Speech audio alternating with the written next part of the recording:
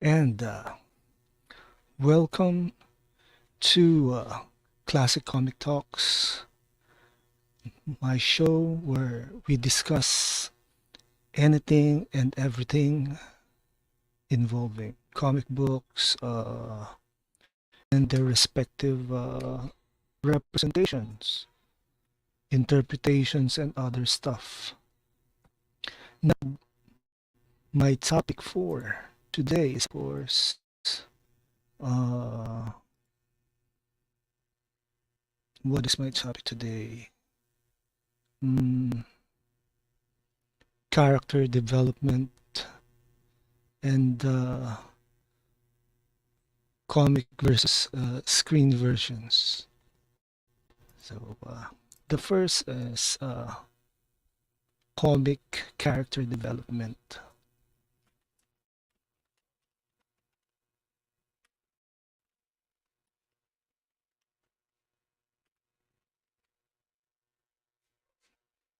Somehow,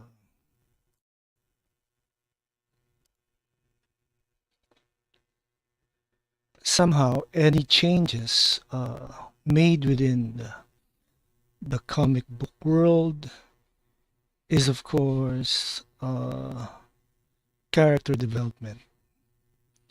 Good or bad depends upon the writer, and yeah, it depends upon the writer. Development is a writer's thing.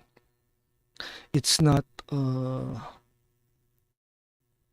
it's not an artist thing actually. Although the artist can change change the costume, change the appearance, but it's up to the writers to develop. Let's take for example Wolverine. Wolverine was originally created by Len Wein and developed by Chris Claremont in the pages of the Uncanny X-Men. And he was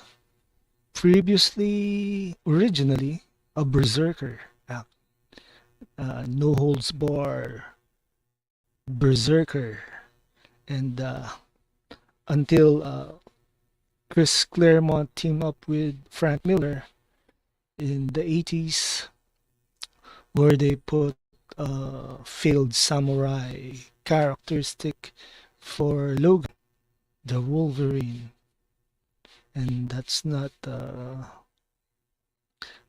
end of it.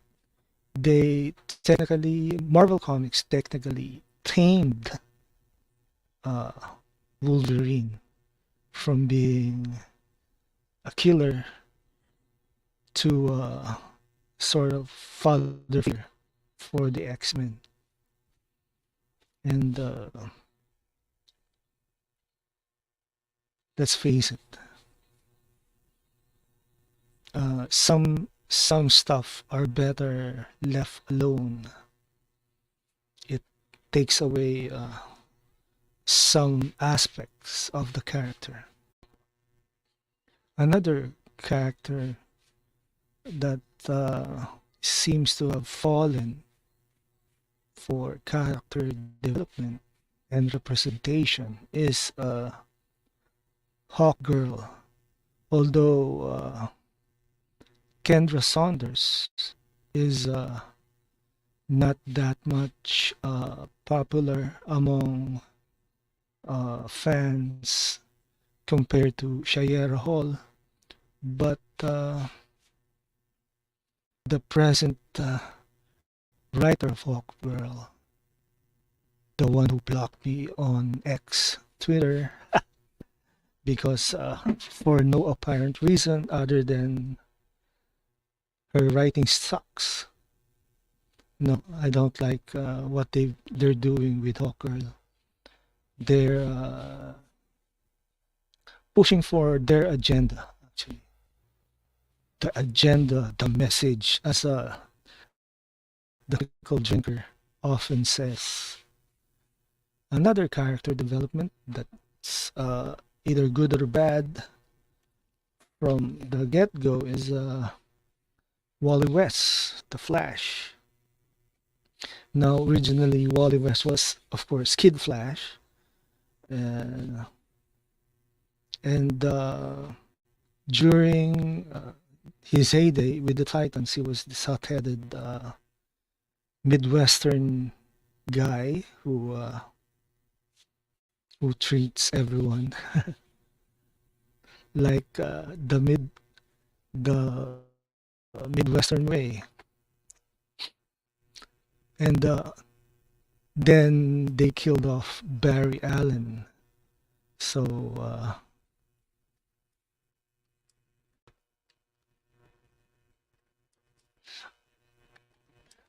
what do you think happened?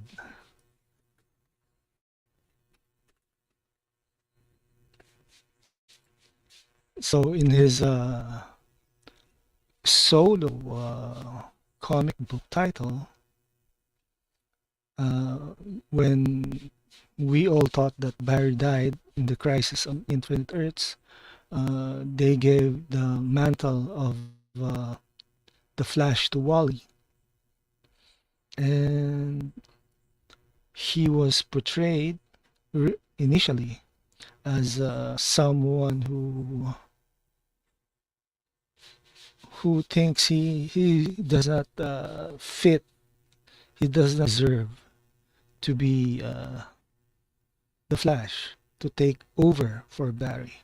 It took a lot of issues about 2 to 3 writers.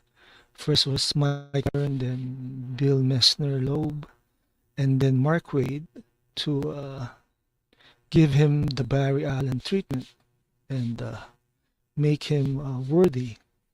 Now, this was my generation actually of the Flash. Wally, for all intended purposes, was the Flash by then. They even after Barry returned as the Flash, Wally's still there, but editorial kept on messing around again. Blame character development for everything. I don't know, man. Seems that this business is all wonky for me. Then there's of course the death in comics. Who stays dead? Nobody stays dead in comics except Uncle Ben Parker, right? Cannot say the same for Bucky now, since he's back alive and well, and in the movies also. You cannot even say Jason Todd is stayed dead because he's now the Red Hood. All this character development sometimes are really wacky, and it's not only for DC and Marvel actually. So it's in general when they use characters. Now, yeah. Now we go on to our next topic, which is comic versions versus live versions. Yes. Now, comic versions are those that uh, been around since inception, and actually, then the live versions are that's it. Adaptations from various studios, from various movies and TV shows. Best example for comics versus live is, of course, Superman. Superman. Yeah. Who can forget Christopher Reeve's Superman? And now, seemingly, the nerds are still fascinated with that version, even if we've had several versions since 1978. And the most, in my opinion, my most beloved versions was the ones they use for Superman the animated series.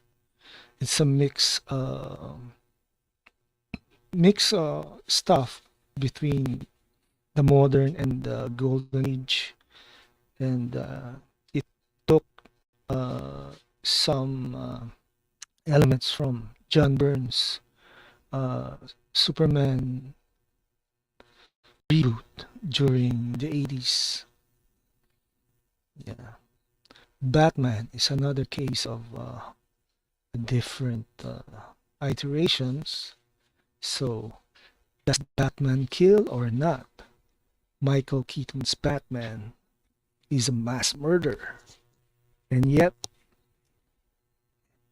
they comic fans say that Batman doesn't kill, although comic history, comic continuity states otherwise, right?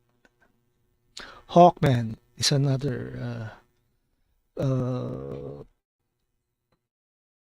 different, another had other takes, like the comic version is either an alien cop or a reincarnated prince.